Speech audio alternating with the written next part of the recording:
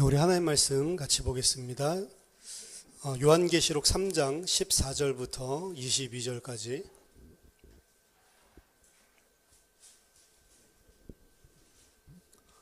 하나님 말씀 요한계시록 3장 14절부터 22절까지 우리가 같이 한 목소리로 합독하겠습니다. 시작.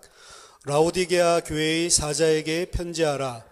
아멘이시요 충성되고 참된 증인이시요 하나님의 창조의 근본이신 이가 이르시되 내가 내 행위를 아노니 내가 차지도 아니하고 뜨겁지도 아니하도다. 내가 차든지 뜨겁지 아니하기를 원하노라. 내가 이같이 미지근하여 뜨겁지도 아니하고 차지도 아니하니 내 입에서 너를 토하여 버리리라. 내가 말하기를 나는 부자라 부요하여 부족한 것이 없다 하나 내 곤고한 것과 가련한 것과 가난한 것과 눈먼 것과 벌거벗은 것을 알지 못하는도다. 내가 너를 권하노니 내게서 불로 연단한 금을 사서 부요하게 하고 흰 옷을 사서 입어 벌거벗은 수치를 보이지 않게 하고 안약을 사서 눈에 발라 보게 하라. 물은 내가 사랑하는 자를 책망하여 징계하노니 그러므로 내가 열심을 내라. 회개하라. 볼지어다 내가 문 밖에 서서 두드리노니 누구든지 내 음성을 듣고 문을 열면 내가 그에게로 들어가 그와 더불어 먹고 그는 나와 더불어 먹으리라. 이기는 그에게는 내가 내 보좌에 함께 앉게 하여 주기를 내가 이기고 아버지 보좌에 함께 앉은 것과 같이 하리라. 귀 있는 자는 성령이 교회들에게 하시는 말씀을 들을지어다. 아멘. 오늘 본문은 아시아의 7 교회에 보내는 편지 중 마지막 편지로 라오디게아에 보내시는 주님의 메시지입니다. 빌라델비아와 라오디게아는 동쪽 지방으로 가는 관문이었어요. 유일한 동쪽으로 로마 이 제국이 나아갈 수 있는 2개의 노선이었습니다. 그래서 에베소로부터 동쪽으로 나아가는 도로가 라오디게아에 이렇게 합류를 해요. 제가 나중에 우리 단톡방에다가 요 사진을 하나 올려드릴게요. 보시면 이 에베소부터 시작해서 이렇게 동그랗게 지금 각 도시들이 7 도시들이 나오는 건데요. 에베소에서 이제 라오디게아를 통해서 동쪽으로 진출을 할 수 있습니다. 그리고 또 빌라델비아 쪽으로 통해서 또 진출을 할 수 있고, 그래서 이 2 도시는 동쪽으로 나아가는 그런 교역과 교통의 중심지 역할을 하고 있는 곳입니다. 라오디게아에 인접해 있는 도시가 2 군데가 있는데요. 그게 히에라폴리스, 히에라볼리라고 성경에 나와 있는 도시하고 그리고 골로세라는 도시입니다. 그리고 이 세 도시가 동방에 있는, 동쪽에 있는 중요한 3 군데의 도시인데 이 3 도시에는 모두 교회가 세워져 있었어요. 그래서 이 지방을 부르기아 지방이라고 이야기합니다. 부르기아 지방의 중요한 3개의 도시, 3대 도시였고 이 3대 도시에 전부 다 교회가 세워져 있었습니다.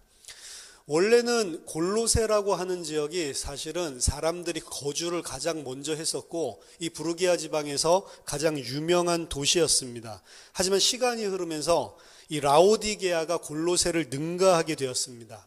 주전 133년에는 이 버가모 왕국이 원래 이 도시를 주관하고 있었지만 버가모 왕국이 로마에 편입되면서 로마 제국 지배 아래에 놓이게 됐고요. 다른 도시들은 이제 로마에 이렇게 편입이 되면서 저항을 했어요. 독립하고 싶어서.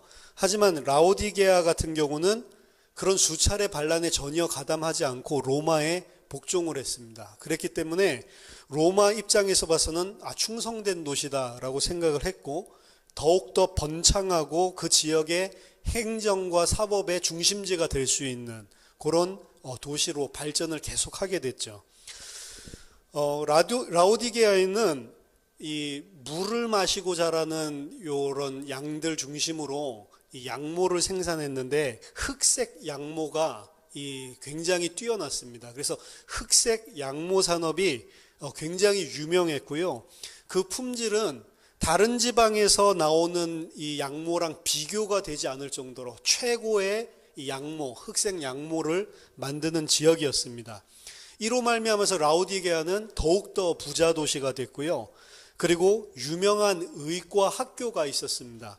이 의과 학교를 중심으로 치료의 신인 멘카루라고 하는 신전이 유행을 했는데, 이곳을 다스리고 이 지역의 사람들이 섬기는 그런 신이 이런 치료의 신인 멘카루 신이었습니다.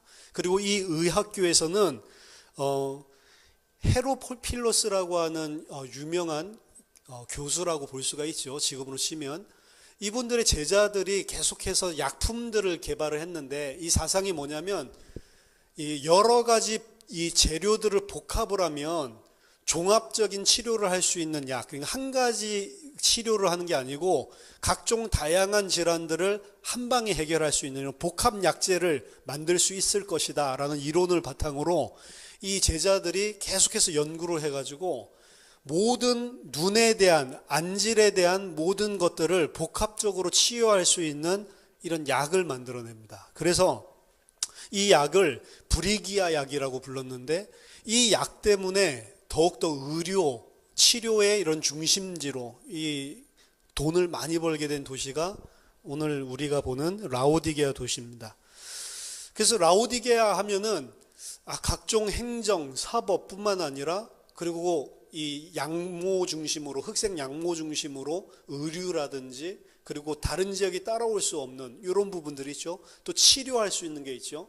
그 로마의 적극적인 지원을 받고 충성 때문에 이래서 굉장히 부유했던 도시로 보고 있습니다.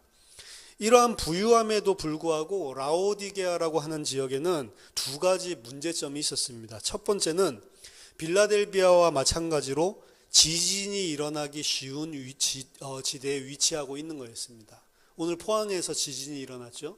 우리나라 역대 두 번째 5.4 지진이 일어났는데, 지진이 일어나고 난 다음에 포항에 있는 분들은 되게 멘붕이 왔나 봐요.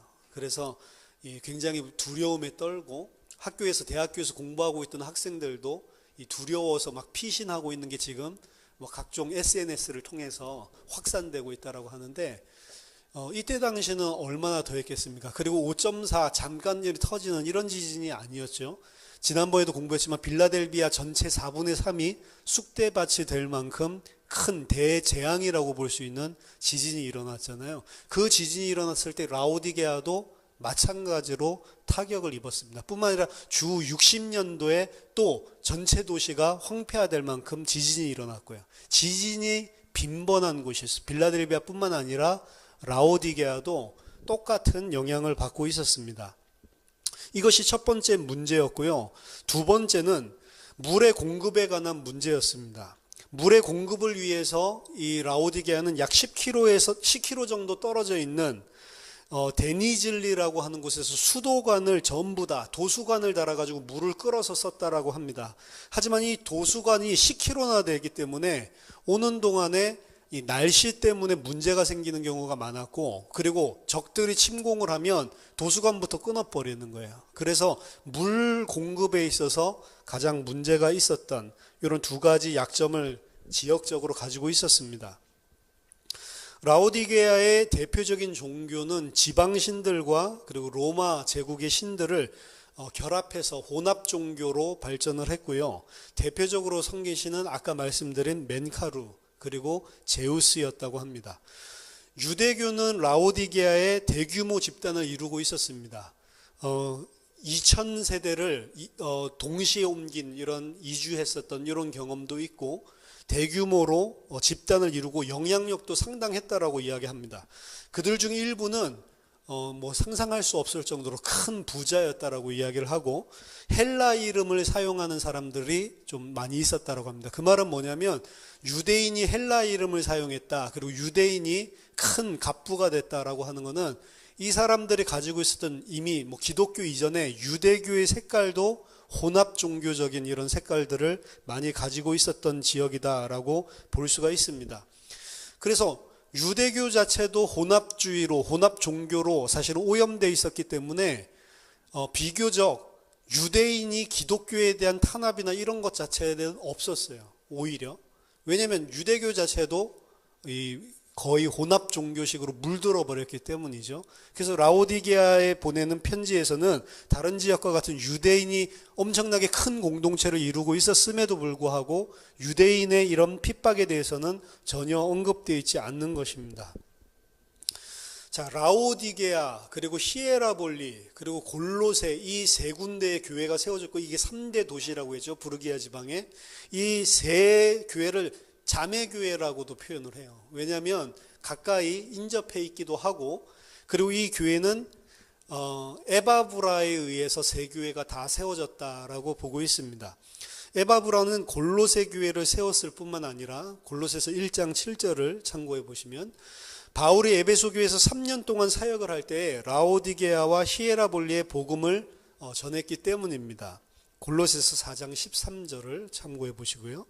바울은 첫 투옥 때 이 교회들을 방문을 하지는 않았지만 이후에 방문한 것으로 빌레몬서 2장 2절을 보면 이후에 본인이 세운 교회는 아니에요. 하지만 이후에 1차 투옥에서 풀려나고 난 이후에 이 교회들을 실제로 방문해서 이 교회들에 대한 사정과 내용을 잘 알고 있었을 것이다. 그렇게 보고 있습니다. 많은 학자들은 우리가 읽는 에베소서 있죠.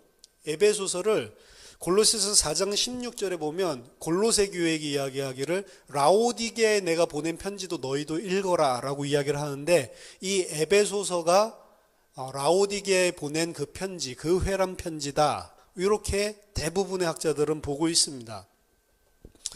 그래서 이것이 라오디게아 교회와 그 지역에 대한 전체적인 모습이고, 역시 우리가 지금까지 7교회에 대한 편지를 살펴본 것처럼 이 지역적인 내용들, 그리고 이런 교회의 상황, 이 모든 것들이 사실은 다 이 속에 녹아져서 말씀을 주고 있는 겁니다. 라오디게아 교회에 말씀하시는 주님의 모습을 먼저 살펴봐야 되겠는데요. 14절에 나왔죠.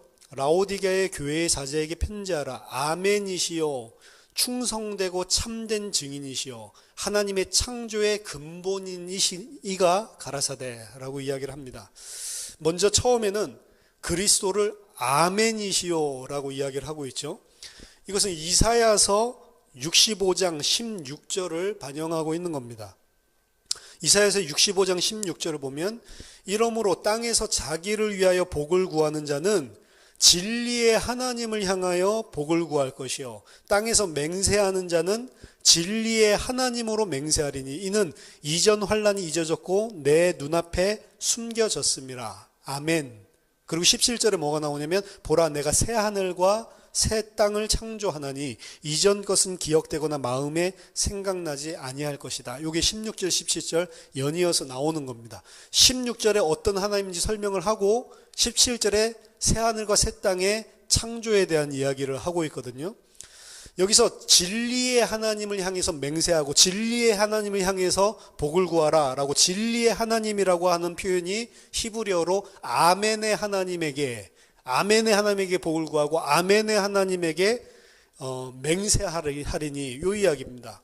아멘이라고 하는 말은 확증하다, 그리고 입증하다라는 뜻이고, 종종 구약 성경에서 기도나 찬송의 긍정을 나타내기 위해서 사용합니다. 오늘날도 그렇죠.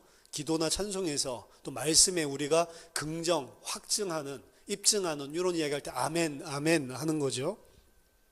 예수님 또한 특별히 중요한 진리의 내용을 증거하실 때, 말씀하셨을 때 내가 진실로 진실로 너희에게 이르노니, 내가 진실로 너희에게 이르노니, 한 번 할 때도 있고 두 번 하실 때도 있는데 그게 아멘, 아멘 하시면서 이야기하시는 거예요. 우리나라 말로 하면 진실로 진실로 너희에게 이르노니 이런 표현을 하고 있는 거죠.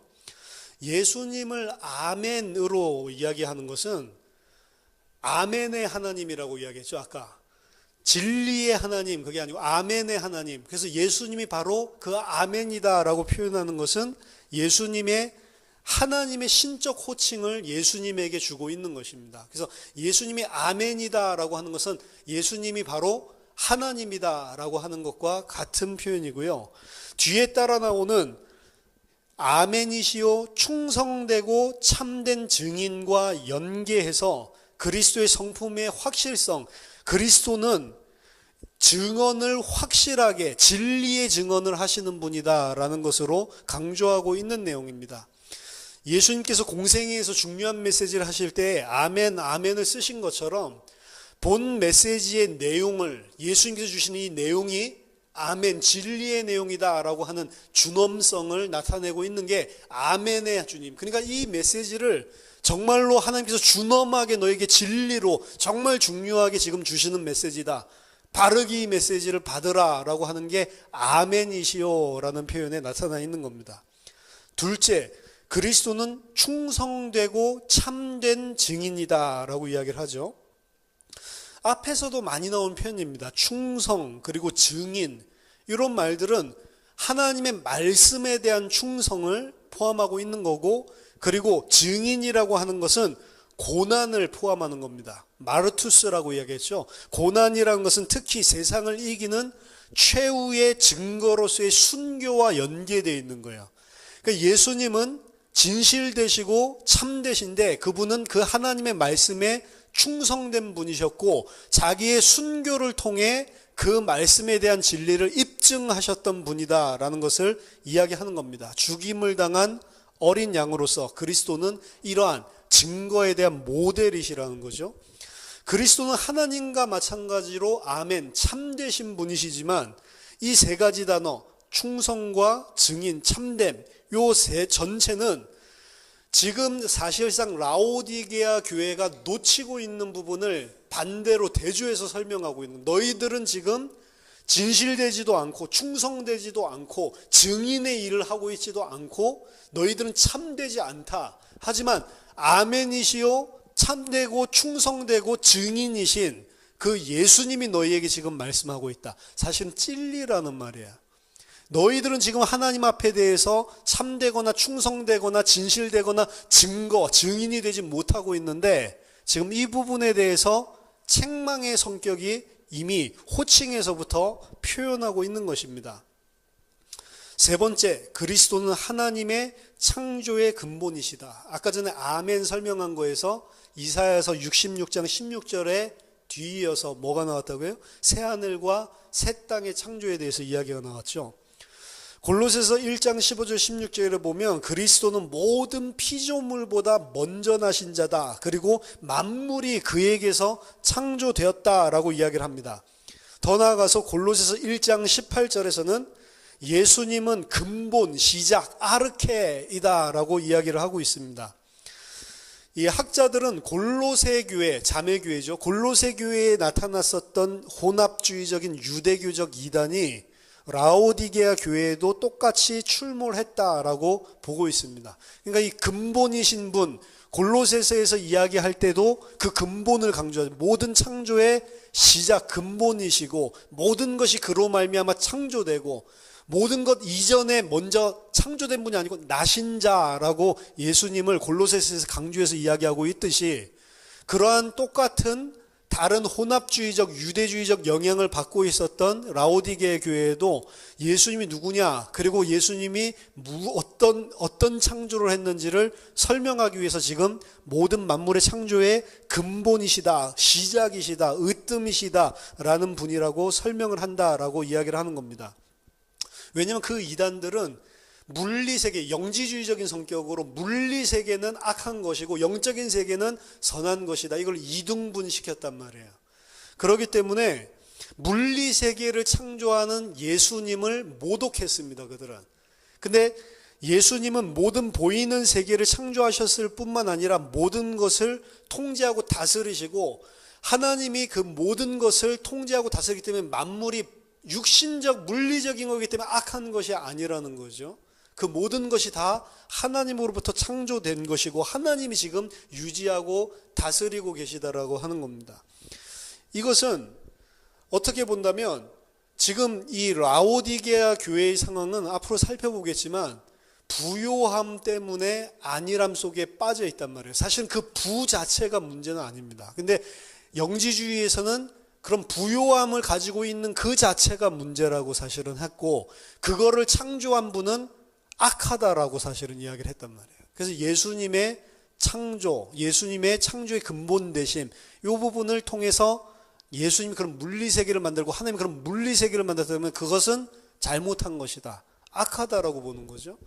그것이 이제 영지주의적인 이단들이 가르쳤던 가르침인데, 하나님은 이 세상을 창조하실 때 물리적인 것을 악하게 창조하신 것이 아닙니다. 라오디게에게 주는 것도 부요함 자체가 문제가 아니란 말이에요. 중요한 것은 부와 안일에 빠져서 자기 인생을 자기가 통제하고 자기가 그 모든 것을 다 행하고 자기 힘으로 살 수 있다라고 더 이상 그리스도와 하나님을 의지하지 않고 이 세상의 것에 모든 의존을 두고 있는, 그리고 자기들은 이거를 가지고 있기 때문에 안전하다라고 생각하는 그 자체가 문제란 말이에요. 예수님은 모든 것을 창조하셨고 모든 피조물을 주관하시는 주인이다라고 하는 것을 지금 보여주고 있는 것은 왜 그러냐면, 그 너희들이 안전하다고 생각하고 있는 그 부유함, 그걸 지금 누가 주셨고 누가 그걸 주관하고 있는지를 알라라고 하는 겁니다. 이 사람들은 그걸 몰랐어요. 자신들이 돈이 많아서 부유하고 돈이 많아서 안전하다고 생각하고 돈이 많아서 자기들이 잘 믿는 줄로 생각을 했습니다. 근데 그 돈이 많은 게 아니고 그 돈이 어디에서부터 왔는지를 놓치고 있단 말이에요. 그걸 공급해 주시고 그걸 너희에게 유지하게 해가지고 너희들이 소유하게 해주신 분이, 그걸 붙들고 계신 분이 누군지를 놓치고 그것 자체에, 말하자면 하나님을 붙잡아야 되는데 하나님으로부터 나온 것을 하나님처럼 붙잡고 있는 그런 라오디게 교회에 주시는 이야기입니다. 그게 창조의 근본이라는 이야기예요. 그리고 그 창조의 근본은 아까 이사야서 66장 17절에 나오듯이 이 창조를 말하는 게 아니고 근본적으로 새하늘과 새 땅을 창조하실 분, 그 근본이다라는 것을 이야기하고 있습니다. 자, 라오디게 교회에 보내는 편지의 특성은 마지막 이 편지인데, 안타깝게도 그 교회의 장점이 단 하나도 명시되어 있지 않다는 것입니다. 책망만 받은 교회예요. 책망만 받은 교회는 없거든요. 칭찬만 받은 교회는 두 교회가 나왔죠. 이 서머나 교회와 그리고 빌라델비아 교회. 나머지 교회는 다 칭찬과 책망이 나왔는데, 마지막 라오디게아 교회는 책망만 지금 받고 있어요. 유일한 그런 교회죠. 그들에 대해서 최대한, 칭찬은 아니지만 최대한 말할 수 있는 것이 네가 차갑지도 아니하고 네가 뜨겁지도 아니하다, 이 평가밖에 없어요. 차갑지도 않고 뜨겁지도 않다라고 하는 것이 그래도 뭐 어느 정도 미지근하면 어느 정도는 뭐 중간은 간 거 아니야? 이렇게 생각할 수 있지만 그게 아닙니다. 네가 그래서 차갑지도 않고 뜨겁지도 않니, 너는 차든지 뜨겁든지 둘 중에 하나를 하라고 이야기를 하죠. 이걸 보통 우리의 영성에 빗대서 많이 설교를 합니다. 우리가 뜨거운 사람이 돼야 된다. 미지근한 사람 되면, 믿으려면 똑바로 믿는 뜨거운 사람. 근데 차가운 사람은 뭐예요, 그러면? 아예 안 믿는 사람이 되든지 믿는 사람이 되든지 그 말입니까? 너희들이 안 믿든지 믿든지 둘 중에 하나를 택해라, 그 말이에요? 아니요. 차갑게 되든지 뜨겁게 되든지 둘 중에 하나 되라는 겁니다. 이건 영성을 이야기하는 거지만, 영성을 그렇게 이야기하는, 우리가 뜨겁게 믿어야 된다, 그걸 이야기하는 게, 분명하게 믿어야 된다, 그 말을 하는 게 아닙니다. 차가운 교회가 되라라고 하는 것은 전혀 우리가 이해를 하지 못하죠. 그렇게 뜨겁게 돼야 된다, 그런 식으로 이해를 하면. 이 은유는 라오디게아의 물 공급 문제에 연원하고 있는 겁니다. 라오디게아는 북쪽 10km 떨어진 곳에 히에라볼리가 있었는데, 이 히에라볼리라고 하는 곳은 온천으로 유명했어요. 그 자매교회가 있는 도시죠, 히에라볼리. 히에라볼리는 온천으로 유명한 지역입니다. 그래서 그곳에서 나오는 온천으로 치유하고 치유센터들이 세워질 만큼 이 온천물이 굉장히 좋았나 봐요. 그러니까 이 히에라볼리에 있는 물은 온천이기 때문에 사람들에게 치유를 주고 사람들을 회복시켜주는 이런 효능을 가지고 있는, 그것으로 유명한 곳이 이 뜨거운 물을 가지고 있었던 히에라폴리스였거든요. 반대로 또 골로새 지역, 동쪽으로 16km 떨어져 있는 골로새 지역은 차갑고 순수한 물로 유명했습니다. 그래서 골로새는 사실은 아까 전에 이 라오디게아가 나중에 골로새를 능가하게 됐지만 원래는 처음 생긴 도시는 이 지역의 골로새였어요. 왜냐하면 식음할 수 있는 식음수가 있었기 때문입니다. 특히 골로새의 물은 시원하고 차갑고 발효음용에도 깨끗한 물로 유명했기 때문에 처음부터 거주지가 형성이 됐고 처음에 이 지역에 생긴 도시 중에 첫 번째가 됐단 말이에요.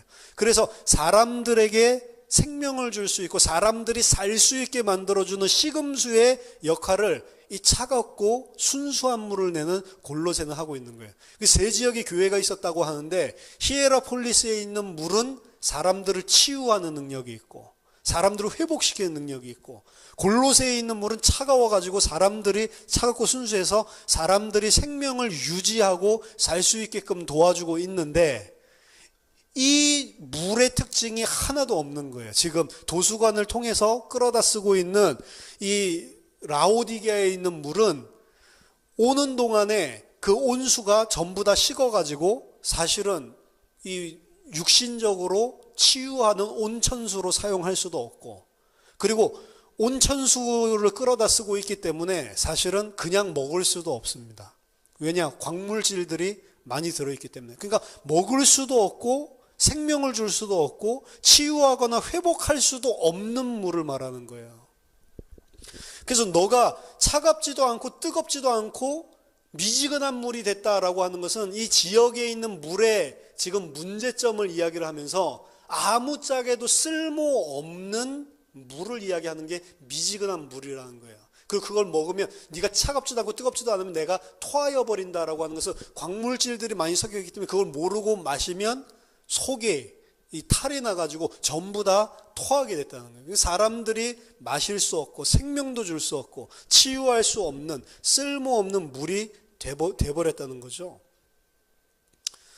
그래서 이 은유의 초점은 주님이 보실 때에 아무런 쓸모없는 그들의 영성과 그로 말미암은 행위를 이야기하고 있는 것입니다. 그래서 예수님은 네가 차든지 뜨겁든지 하라라고 강력하게 이야기를 하시는 거예요.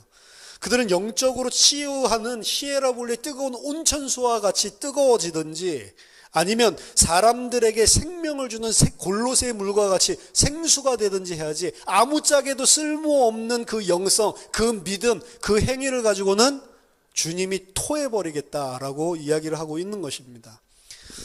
정말로 복음을 가지고 정말로 믿음을 가지고 있다고 하는 행위와 삶이 하나도 나타나고 있지 않다는 거죠. 그들의 행위는 부족했고 주님에 대해서 무익한 사람들이었습니다. 내 입에서 너를 토하여 버릴 것이다 라고 하는 것은 임박한 하나님의 심판을 가리킵니다. 그래서 외관상으로는 아름답고 부유하고 화려한 교회였는지는 모르겠지만 주님께서 그들의 실제적인 상태는 토하여 버리는 아무짝에 주님 앞에 쓸모없는 그런 교회가 돼버리고 말았다는 겁니다.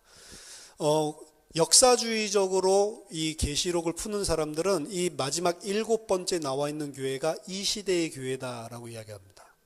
주님 봤을 때 겉으로 사람들이 봤을 때는 교회가 대형 규모를 가지고 아름다운 건물을 가지고 여러 가지 사회 활동도 하고 여러 가지 가난한 나라에 가서 건물도 지어주고 엄청나게 큰 사업들을 비전들을 프로그램들을 펼쳐나가는데 실상은 그들이 가지고 있는 믿음, 그들이 가지고 있는 영성, 그들이 가지고 있는 신앙은 하나님 봤을 때 무익하고 쓸모가 없는 거라는 거죠. 저는 7교회에 주신 메시지가 뭐 이거는 이 시대, 저건 저 시대 그거 아니라고 그랬죠. 우리에게 주는 모든 7교회의 이 부분이 나에게 지금 주고 있는 그런 부분이다라고 이야기를 했는데 실제로 이 시대 과거주의적으로 나누는 사람들이 이 7번째 교회가 오늘날 현대교회에 가장 이 적합하다라고 보고 있는 거예요. 4대 교회하고 두 교회를 오늘날의 교회, 이름은 가졌지만 실제로는 죽은 자, 그리고 겉으로는 부유하고 겉으로는 이 굉장한 하나님의 일을 이루는 교회인 것 같지만 실제로는 하나님 앞에 무익해서 토해내고 말아야 될 그런 형편에 있는 교회. 사실은 이 부분이 모든 세대에 다 통용이 되겠지만 뭐 천주교 교회, 가톨릭 교회도 그럴 수가 있겠죠. 중세 시대 때. 하지만 이 시대의 교회를 가장 잘 반영하고 있다라는 거에 부인을 하지 않습니다. 이런 모습들이 많습니다. 뭐 이번 주에 시끄러웠잖아요. 일반 뉴스에서도 이러한 모습, 이런 것 때문에 비아냥거림을 당하는 교회가 이런 어려움을 당하고 있는데요. 이런 라오디게아 교회의 주님은 임박한 심판을 경고하시고 있습니다. 그들은 정말로 부유했고요. 그 부유함으로 말미암아서 자만과 안일에 빠져 있었습니다. 그래서 나태해졌고 그들의 가장 큰 문제점은 그들은 이러한 영적인 진실을 하나도 감지하지도 못하고 있었다는 것이 가장 큰 문제였습니다. 17절에 네가 말하기를 나는 부자라 부유하여 부족한 것이 없다 하나 네 곤고한 것과 가련한 것과 가난한 것과 눈먼 것과 벌거벗은 것을 알지 못하는도다. 이게 가장 큰 문제죠. 잘 믿고 있는 줄 아는 거예요. 잘 믿고 있는 줄 알다가 나중에 지옥 가는 사람들 많습니다. 내가 그래도 그 정도 잘 믿었지 난 참 신앙생활 그래도 괜찮게 했네 라고 생각하는데 지옥 가는 사람들이 많다니까요. 라오디게아 교회가 물질적으로 세상적으로 부유했기 때문에 그들은 나는 영적으로도 부유하다라고 생각을 했습니다. 하나님이 나를 복 주시는구나. 내 믿음이 좋으니까. 자신들이 잘하고 있기 때문에 하나님께서 이러한 복을 주신다라고 생각을 하고 있었습니다. 오늘날에도 많은 교회, 많은 목사, 신자들이 내가 이런 믿음을 가지고 있기 때문에 이런 복을 받으면 내가 뭔가 영적으로 하나님이 잘해서 축복하는 걸로 육신적인 물질적인 어떤 풍요가 믿음인 것처럼 착각을 하고 있는 경우가 많다는 거예요. 교회가 사람들이 많이 모이면 내가 잘하고 있구나. 아니라는 거죠. 절대로 그게 이 꼴이 아니라는 겁니다. 교회가 안 되고 있으면 잘하고 있는 그 말도 아니에요. 사람들이 많이 모이고 안 모임과 상관이 없다는 거죠. 진리의 내용은. 잘하고 있더라도 안 모일 수가 있는 거고 못하더라도 하나님 봤을 때는 토해버려야 되고 무익하다라고 보는데도 몰려드는 거예요. 사실은. 그게 기준이 아니란 말이에요. 근데 오늘날의 많은 교회 목사들은 뭐가 잘 되면 믿음이 좋고 하나님이 복 주는구나 라고 생각을 한단 말이에요. 그런 복은 사단도 줄 수가 있단 말이에요. 그렇죠? 시험 잘 보면 하나님이 함께 하시고 시험 못 보면 하나님 왜 이러시지? 이런 게 아니란 말이에요. 내일 시험 보잖아요. 우리 수험생들이. 좋은 대학 가면 하나님이 복 주셨어. 좋은 대학 갔기 때문에 망할 수 있다니까요. 저희 처의 그 외삼촌이 뉴저지에 계시는데 딸들이 전부 다 뛰어난 수재예요. 미국에 가셔가지고 딸들 교육을 갖다 철저하게 시킨 거죠. 그래서 한 명은 프린스턴 대학교. 프린스턴 대학교가 사실은 1위를 많이 차지하는 학부에서는 이런 대학인데 프린스턴 대. 한 명은 또 저기 어디죠? 어쨌든 아이비 리그에 또 갔어요. 둘 다. 근데 첫 번째 아이를 양육할 때는 믿음이 없었어요. 두 번째 아이를 양육할 때는 믿음이 생겼고 첫 번째 아이는 철저하게 세속주의자입니다. 하나님 같은 게 어디 있어? 그러니까 얘가 공부를 못했더라도 이 믿음을 심어줘야 되는데 믿음 심어주기 전에 다른 게 들어가가지고 거기에 대해서 되게 안타깝게 생각을 하신다고요. 뭐 하나님이 택하신 자면 뭐 언제든지 믿을 수 있겠죠. 어쨌든 간에 그럼 좋은 대학을 갔다 오고 좋은 복이 아니란 말이에요. 그렇죠? 만약에 내가 아이빌리그 대학을 갔기 때문에 하나님을 무시하는 사람이 된다면 그 아이빌리그 대학을 안 가는 게 훨씬 더 좋은 복인 거죠. 자기 자신이 정말로 하나님이 필요하다는 것들을 커뮤니티 칼리지 가서 깨닫는다면 2년제 대학 가서 깨닫는 그게 훨씬 더 좋은 거죠. 사실은. 라오디게아는 실제로 굉장히 부유한 지역이었습니다. 그냥 보통 부가 아닌 것 같아요. 빌라델비아는 대지진 이후에 로마의 정부의 전적인 후원으로 다시 재건이 됐죠. 그래서 막 로마 황제를 막 찬양하고 막 같이 끈끈한 유대 관계도 이름도 막 2번 바꾸고 막 이랬었지만 라오디게아는 로마가 다 도와주겠다는데 도와줄 필요가 없다라고 딱 거부를 했습니다. 왜? 우리가 돈 훨씬 더 많으니까. 거대한 갑부들이 많이 있었기 때문에 이 사람들 그 돈 받는 것들을 사실은 거부를 하고 우리로도 충분히 할 수 있는데 뭐하러 정부 지원을 받아 라고 할 정도였습니다. 역사적으로 보면 히에로라고 하는 사람이 라오디게아에 2,000달란트를 남겼는데 그게 오늘날 돈으로도 수백억이에요. 그럼 옛날에 그 수백억을 갖다가 남겼다고 하면 엄청난 사람이죠.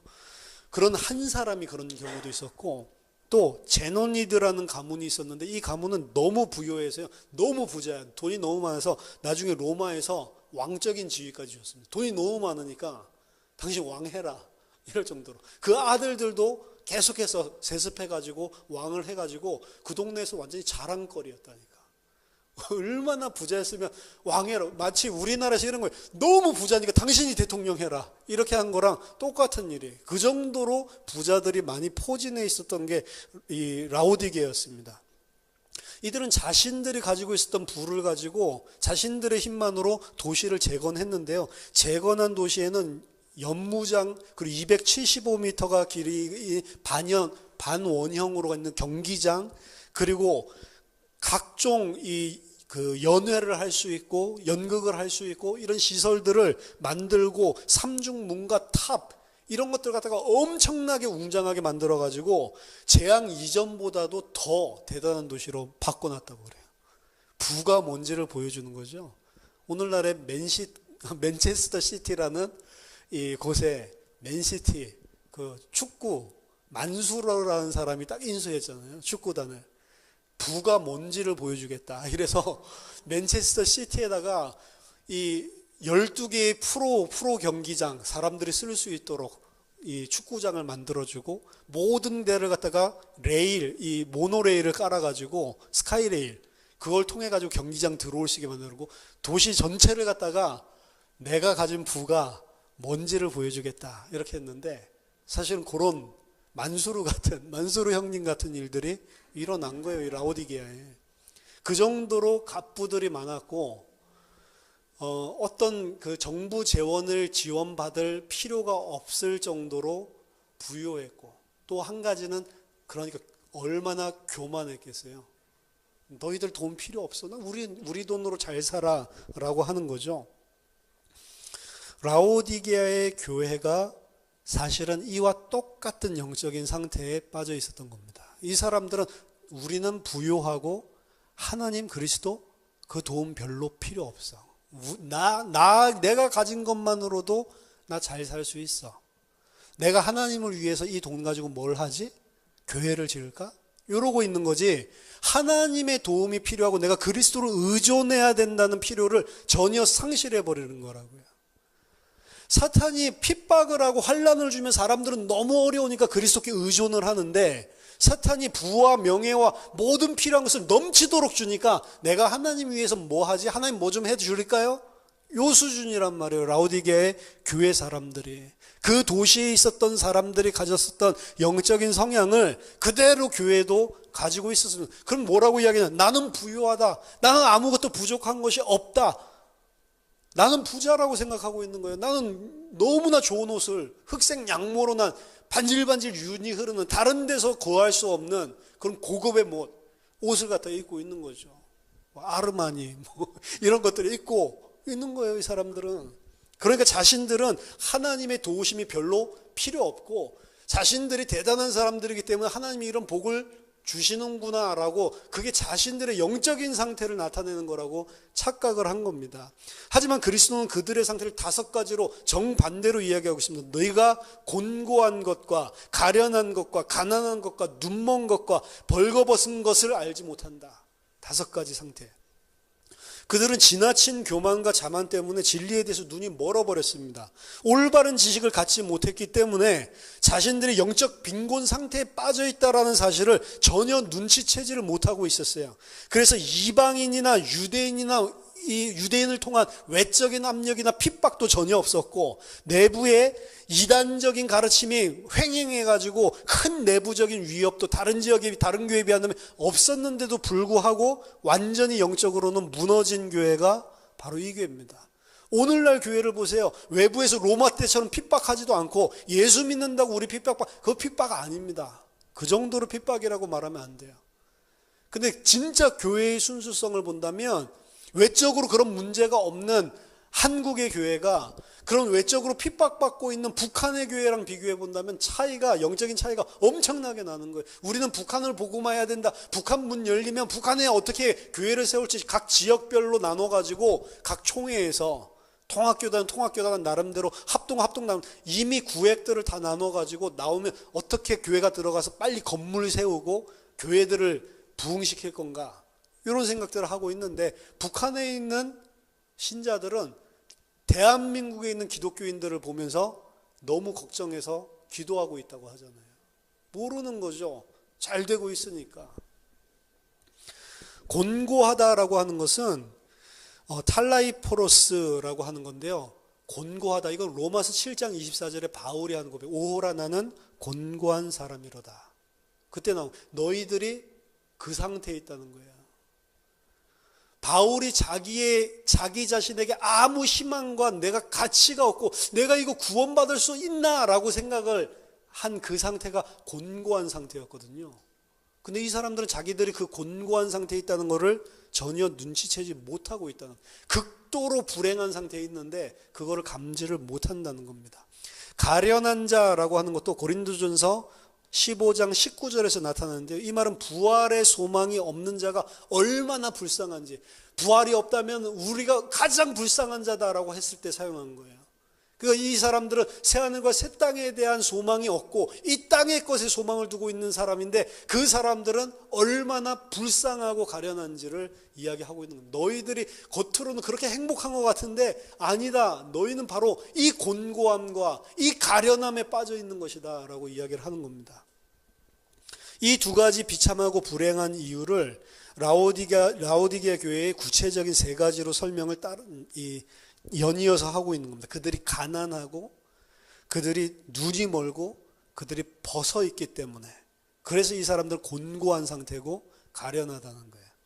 첫째, 그들의 실상은 가난하다라고 주님은 말합니다. 서머나 교회와 완전 반대로 이야기하고 있는 거죠. 서머나 교회는 가난하고 궁핍했지만 아니다, 너희는 실상은 부유한 자다라고 이야기하셨습니다. 하지만 라오디게아 도시의 은행과 상업을 통해서 많은 돈을 쌓아뒀던 소유물을 기준으로 부유하다고 자만했었던 이들에게는 아니다, 너희는 실상으로는 가난한 자다, 이렇게 이야기하고 있는 겁니다. 그들은 부유하기 때문에 정말로 그리스도로부터만 살 수 있는 불로 연단한 금, 여기 오늘 불로 연단한 금을 나에게 와서 사라고 이야기하죠. 18절에 내가 너를 권하노니 내게서 불로 연단한 금을 사라. 이 사람들은 세상의 금을 가지고 예수 그리스도께서 주시는 불로 연단한 금은 별로 필요 없다라고 생각을 했어요. 근데 예수님은 뭐라고 해요? 너희가 이 불로 연단한 금이 없으면 너희 실상은 가난한 자다라는 거예요. 불로 연단한 금이라고 하는 단어는 고난을 내포하고 있는 단어입니다. 그들은 그리스도인으로 연단받아서 예수님에게서 금을 사야 되는 거예요. 연단받아서 나오는 그 금을 사야 되는 것입니다. 이 땅의 돈으로 살 수 있는 게 아니죠. 그것은 오직 믿음으로만 살 수 있는 거예요. 믿음의 내용은 이 땅의 것이 아닌 새하늘과 새 땅의 것, 내가 누구인지를 알고 그리스도께만 의존하고 복종하는 자가 되어야 된다는 거예요. 근데 이 사람들은 정반대의 삶을 살고 있기 때문에 너희들은 너무 가난하구나 라고 이야기하는 겁니다. 둘째, 그들의 실상은 벌거벗었다라고 이야기합니다. 그들은 라오디게아에 있는 흑색 양모로 만든 의복을 걸치고 있었지만 실상은 벌거벗었다라고 말씀하십니다. 벌거벗었다는 것은 구약 성경에서 수치와 관련된 상징, 그리고 심판에 대한 상징입니다. 이사야서 20장 2절에서 4절 보면 그때 여호와께서 아모스의 아들 이사야에게 말씀하여 이르시되 갈지어다 네 허리에서 배를 끄르고 네 발에서 신을 벗을지니라 하시매 그가 그대로 하여 벗은 몸과 벗은 발로 다니니라. 여호와께서 이르시되 나의 종 이사야가 3년 동안 벗은 몸과 벗은 발로 다니며 애굽과 구스에 대하여 징조와 예표가 되었느니라. 이와 같이 애굽의 포로와 구스에 사로잡힌 자가 아수르 왕에게 끌려갈 때에 젊은 자나 늙은 자가 다 벗은 몸과 벗은 발로 볼기까지 드러내어 애굽의 수치를 보이리라. 벌거벗는다는 건 수치고 심판을 이야기하는 거예요. 그 심판을 설명하기 위해서 이사야 선지자 3년 동안 빨가벗겨 놨다고. 이해되십니까? 그게 선지자입니다. 하나님의 말씀을 전하기 위해서 수치가 되고 자기 심판받은 상태가 돼서 3년을 돌아다녔다. 빨가벗고 여러분 제가 여기서 3년 동안 설교한다고 생각해 보세요. 하나님이 그렇게 하라고 하셨다고.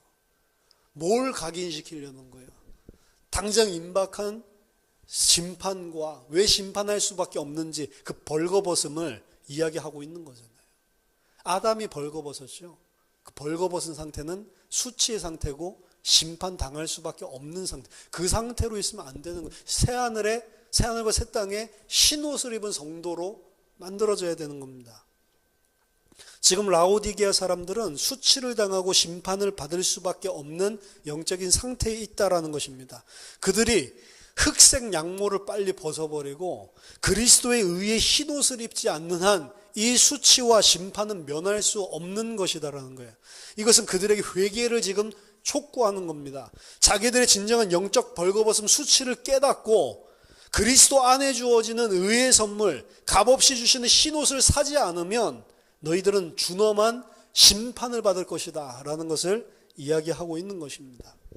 셋째, 라오디게아는 안약으로 명성이 높았지만 그들은 영적으로 눈먼 상태에 있다라고 말씀하십니다. 그들은 이 땅에서 쌓아놓은 많은 자랑거리들을 가지고 사실은 그걸 가지고 하나님의 뭔가를 취하고 하나님이 뭔가 자기를 복준다고 생각했지만 그것 가지고는 새하늘과 새 땅을 들어갈 수 없는 겁니다. 그것으로는 전혀 그 일을 할 수 없는 무익한 것이란 말이에요. 오히려 방해가 되었습니다. 이 말을 알아듣지 못한다면 그들은 절대로 새하늘과 새 땅에 들어갈 수 없는 것입니다. 요한복음 9장 39절에 내가 심판하러 이 세상에 왔으니 보지 못하는 자들은 보게 하고 보는 자들은 맹인이 되게 하려 함이라. 본다고 생각을 하는 자들은 맹인이 되고 보지 못한다고 생각하는 사람은 오히려 보게 만들러 내가 왔다라고 이야기를 합니다.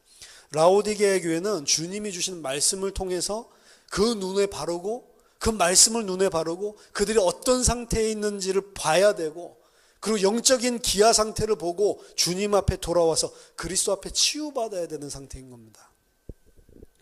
그리스도께서 이렇게 아무런 칭찬도 없이 초지일관 라오디게아 교회를 책망하시는 것은 아이러니하게도 그들을 사랑하시기 때문이었습니다. 계시록 3장 19절 무릇 내가 사랑하는 자를 책망하여 징계하노니 그러므로 네가 열심을 내라 회개하라. 사랑하시는 그의 교회를 새하늘과 새 땅으로 반드시 견인하기 위해서 책망하시는 거예요. 라오디게아 교회가 믿음이 없고 하나님의 백성이 아닌 게 아닙니다. 지금 여러 가지 문제를 가지고 있는 이 교회들에게 지금 메시지를 주시는데 이 땅의 교회들을 그 사람들이 믿음이 없다라는 게 아니에요. 구원 안 받은 자들이 아닙니다. 구원받은 교회에게 하시는 말씀입니다. 그 교회를 책망하고 바르게 깨닫게 하고 바른 믿음에 서게 해서 새하늘과 새 땅으로 지금 견인하시기 위해서 사실은 책망하시는 거예요. 초지일관 꾸짖고 계시는 겁니다. 책망한다는 것은 문제점을 지적하는 의도를 가지고 꾸짖어서 어떤 문제점에 대해서 돌이키도록 설복하는 것을 말하고요. 또한 징계한다는 것은 그 일을 반드시 이루기 위해서 제재나 처벌을 가리키는 것을 말합니다. 그리고 그러한 주님의 책망과 징계는 눈에 보이는 고난이나 환난, 핍박을 통해서 하시는 게 아니고요. 근본적으로 말씀으로 하시는 겁니다. 그 말씀을 들을 수 있는 눈과 귀가 없으면 심판을 받는 거예요. 교회는 성령이 교회에게 하시는 말씀을 들어야 됩니다. 그 말씀을 들을 수 있는 귀를 가지고 있어야 되는 거예요. 우리는 어떻게 보면 어리석게 이야기합니다. 제발 나를 차라리 하나님 좀 쳐서 주님만 바라볼 수 있게 해주세요. 나도 그리스도만 의지할 수 있게 내가 너무 지금 배가 부르고 이러니까 나는 그리스도가 잘 의지 안 되게 좀 쳐주세요. 진짜 쳐줄까요? 진짜 하나님이 치시길 바라세요? 그렇게 해서 하나님 바라보고 싶으세요? 아니라니까. 근본적으로 하나님께서 그들을 책망하시고 그들을 처벌하시는 것은 징계와 고난과 뭐 이런 환난과 핍박, 어려움을 통해서 하시는 게 아니고 말씀으로 하시는 거라니까. 그 말씀을 들을 수 있는 귀가 있어야 되는 거지. 지금 말씀을 들을 수 있는 귀가 없다면 하나님이 치시잖아요, 육신적으로. 연락에 두들겨 맞으면서도 돌이키지 못한다는 걸 알아야 돼요. 지금입니다. 지금 말씀 주실 때. 하나님이 어떻게 하시겠지. 그 사람은 어떻게 해도 못 깨닫게 돼 있어요. 사실은. 정말로 하나님께서 그렇게 손보시기를 원합니까? 그런 시간표를 통해서 교회를 돌이킬 때 얼마나 그 교회가, 성도가 아픈지를 몰라서 그냥 하는 말이에요. 사실은. 아는 자라면 절대로 그런 말, 그런 생각 자체를 하지 못하게 되어 있습니다.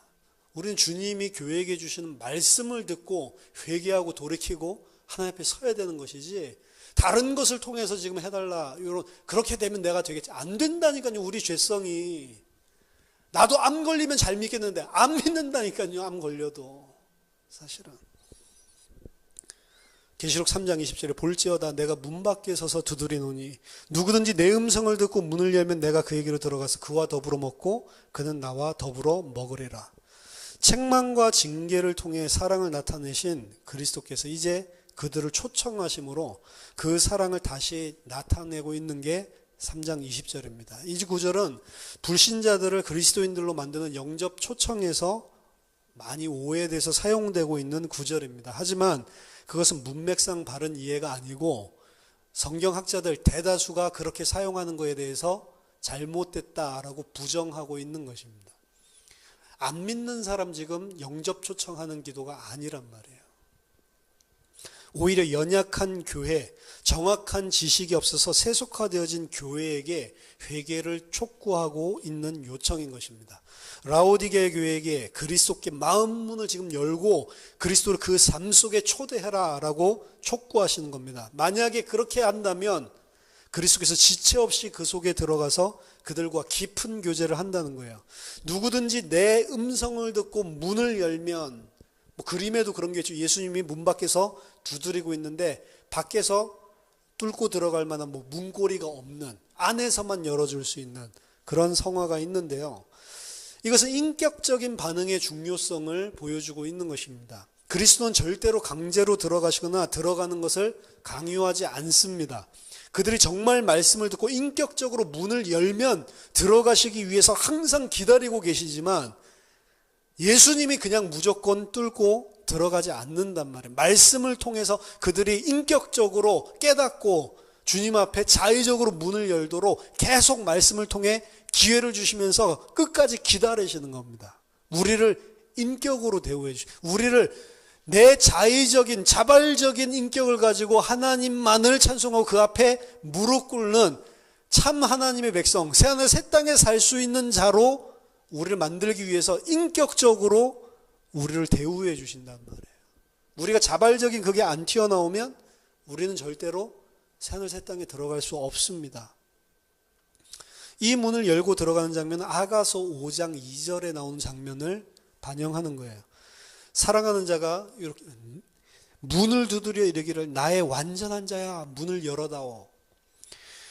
여기서 그리스도를 아가서의 사랑의 방문자로 표현하고 있는 거야. 완전한 자, 완전한 자입니까 우리가?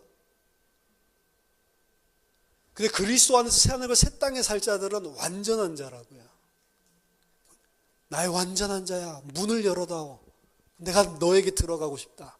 문을 열어다오. 이 모습을 계시록 3장 20절에 끌어서 쓰고 있는 거란 말이에요. 문을 열고 들어가면 그리스도는 그와 더불어 먹고 그는 그리스도와 더불어 먹게 됩니다. 식탁의 교제를 이야기하는 거예요. 그 고대 근동에 있었던 풍습에서는 음식을 함께 먹는 것 자체가 삶을 함께 나누는 것을 의미했습니다. 바스키라고 하는 학자는 사람들이 사이가 멀어지면 식사에 초대하는 것이 화해의 길을 열어놓았다고 해요. 당시에. 그리고 심지어는 매일의 식사 시간이 사회적인 가치, 경계선, 신분과 계급 등을 강화시키는 고도의 복합적인 사건이었다라고 이야기를 합니다. 그래서 식사를 함께 한다라고 하는 것은 아무나 식사 함께 하는 게 아니고 정말로 나랑 삶을 나누고 내 레벨 정도 되는 사람만 같이 식사하는 거예요. 절대로 하인이랑 함께 식사하는 법이 없습니다. 귀족들은 귀족들끼리 식사하는 거지 절대로 평민이나 천민이랑 같이 식사하는 게 아니에요. 왜냐? 그만큼 그들과 삶의 교제를 할 수 없는 게 그 신분이란 말이에요. 근데 예수님이 아무 가치도 천민과 양반 이 정도의 차이가 아니잖아요, 우리가. 근데 그 식사에 우리를 초대하는 정도가 네가 초대하면 내가 무조건 들어갈 건데 초대 좀 해달라고 기다리고 있단 말이에요. 이런 벌레 같은 우리를, 비천하고 아무것도 아닌 우리를 완전한 자야 이러면서 네가 나를 좀 식사 초대 좀 해줬으면 좋겠다라고 기다리고 있단 말이에요. 하나님의 나라는 세상적인 자격으로 들어갈 수 있는 곳이 아닙니다. 아무리 많은 부요함을 가지고 있어도 그것 가지고 하나님 나라 들어갈 수 있는 거 아니에요. 반대로 아무리 자격이 없어도 하나님이 청하시는 그 청함의 부르심에 반응을 하면 들어갈 수 있는 겁니다. 예수님은 이 땅에 오셨을 때 죄인들과 세리들과 함께 식사하며 교제하는 모습을 많이 보여주셨습니다.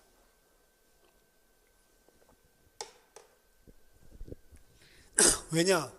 세리들, 창기들, 이런 연약한 자들, 가난한 자들, 이 사람들이 예수님이 전하시는 하나님 나라의 복음에 반응했기 때문이에요. 하나님 나라에 가서 하나님과 그리스도와 함께 교제할 수 있는 이자는 그 말씀에 반응하는 사람뿐입니다. 다른 자격이나 다른 조건이 아닙니다.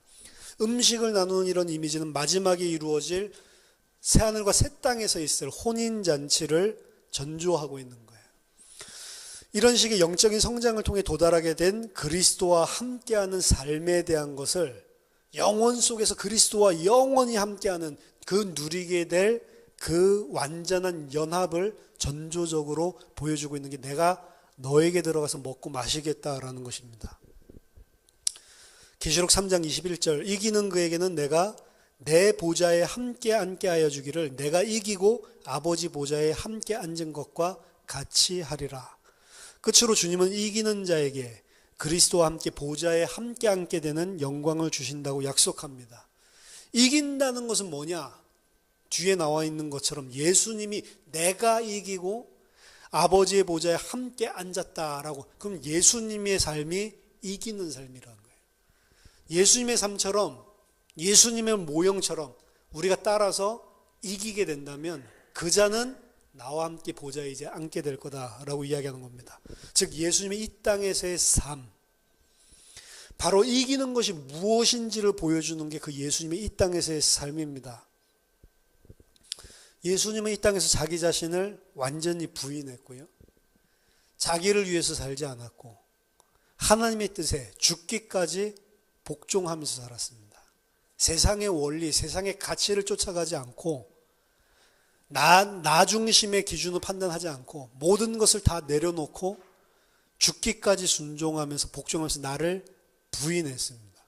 그게 이기는 거란 말이에요.